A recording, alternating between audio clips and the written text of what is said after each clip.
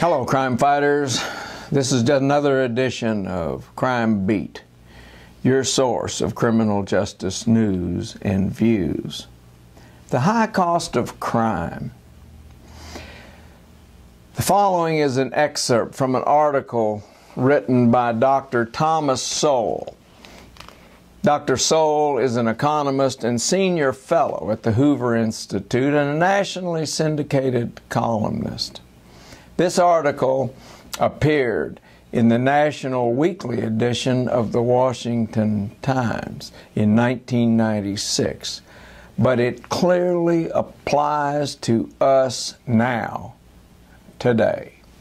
And I quote, "We are forever rediscovering the obvious. A few years ago in East Palo Alto, California, saw its highest murder rate in the country drop dramatically in just 1 year by just doing one thing: catching more criminals and locking them up. Conversely, the state of Washington saw its crime rate soar as its imprisonment rate declined over the past 3 decades. Just a couple of years ago, the intelligentsia were lamenting the fact that the United States was locking up record numbers of people. Later, they seemed utterly baffled as to why the crime rate had begun to decline. Their bafflement was understandable. According to their theories, criminal activity can only be reduced by getting at what they call the root causes of crime, and by having all sorts of social programs as alternatives to incarceration. Don't send them to prison, they say. In their lofty and self-congratulatory view of the world, it is simplistic to think that murders will decline when more murderers are behind bars. Turning criminals loose seems to be the answer for many politicians, to save themselves the trouble of coming up with the money to pay for keeping criminals locked up.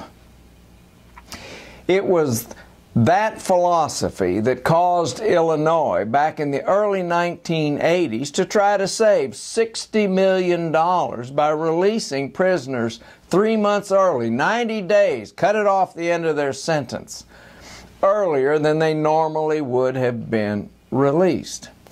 However, in the process of releasing these people 90 days early, the people of Illinois lost more than 5 times that much, and in an estimated $304 million loss in the direct and indirect cost of crimes committed by those prison inmates released during the 90 days that they still should have been in prison. And that was not all of the cost, nor the most important part.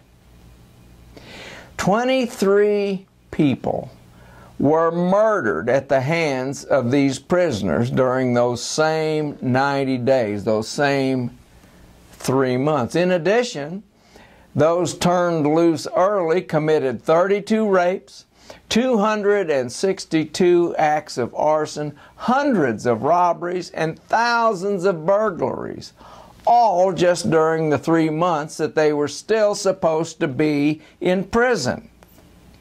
So much for the $60 million saved by turning prisoners loose early.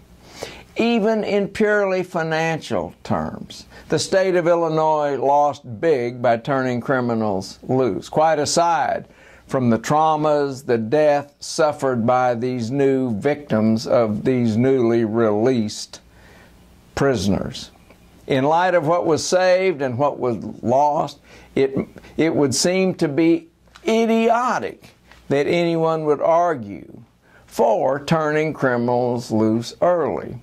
However, at this very moment, there are ideological zealots in favor of turning prisoners loose all over state legislatures around the country. They want to set up halfway houses and other supposedly miracle working plans to turn these wrongos into sterling citizens.